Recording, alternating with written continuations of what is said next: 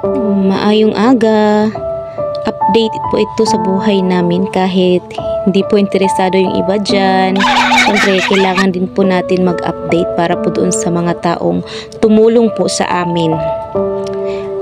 Ayan, araw-araw ko po siyang iniinsayo sa kanyang crutches po para po masanay siya sa bigat ng kanyang katawan.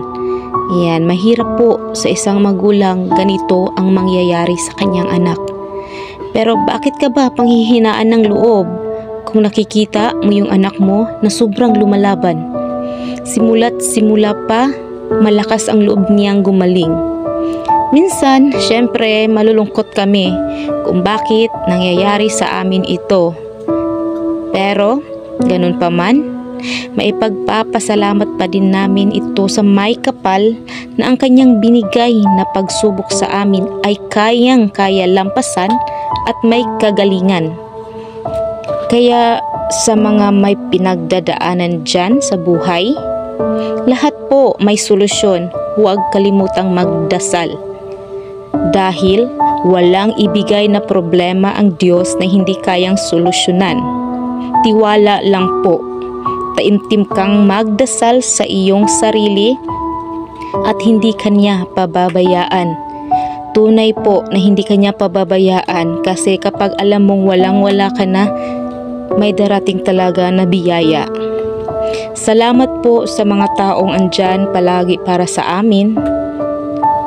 Sa mga panahong kakailanganin namin, wala pong pagdadalawang isip na tumulong. Maraming salamat po sa inyo. At higit sa lahat po, ipagpapasalamat ko po talaga sa ating poong may kapal na sa atin ay nagmamasid na hindi niya po kami pinabayaan. Kaya yun po, araw-araw ko po siyang binilad sa araw kapag may sikat po kasi ilang araw din po dito sa isla lagi pong naulan kaya hindi po siya naaarawan. Yan lang po yung vitamin niya kasi wala siyang ibang tinitake po bukod sa gatas. Ayan. Salamat po sa inyong panunood, pagsusubaybay sa videos po namin. Kahit papano po nakakatulong po yun sa amin. Sa mga hindi po pag-skip ng mga ads, ayan po napakalaking tulong po nun. Tapos yung mga nagsasend po ng mga stars at syempre yung mga nag-share po ng aming videos. Maraming salamat po. Ayan, nakikita po namin yung lahat ng mga nag-share din po. Salamat po sa inyo. Kahit yung iba po, dito lang po talaga sa SOCMED namin nakikilala.